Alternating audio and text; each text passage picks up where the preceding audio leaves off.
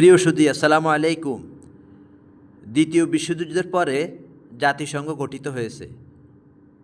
জাতিসংঘ গঠিত হওয়ার পর থেকে প্রভাবশালী দেশের পক্ষে জাতিসংঘ কাজ করেছে।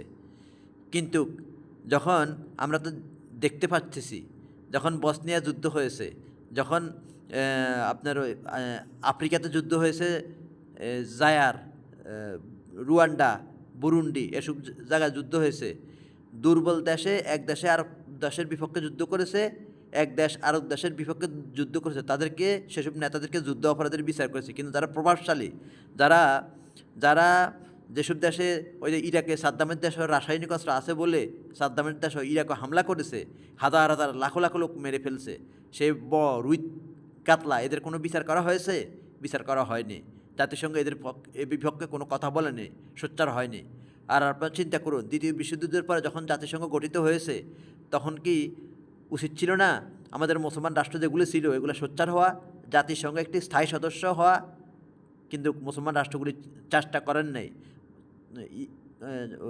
প্রভাবশালী দেশগুলার গোলামি করেছে। বর্তমানে যেসব প্রভাবশালী দেশগুলি আছে এগুলো গোলামি করেছে, এখনও গোলামি করতেছে। কিন্তু মুসলমানদের অধিকার নিয়ে কথা বলা জাতিসংঘ বলিষ্ঠভাবে একটা কোনো স্থায়ী সদস্য নেই। আমরা চাই এই জাতিসংঘ যদি মুসলমানদের স্থায়ী সদস্য না দেয় তো জাতিসংঘ থেকে মুসলমান রাষ্ট্র 57টা দেশ বের হয়ে যাবে, 57টা দেশ বের হয়ে যাবে অবশ্যই। আমি চাই, আপনারা কি একমত আছেন?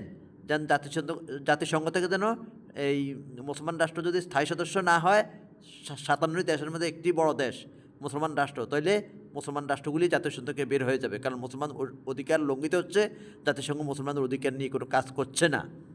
ইহুদির খ্রিস্টানদের অন্য ধর্মের লোকদের দালালি করতেছে, মুসলমানদের কোনো কিছু করতেছে না।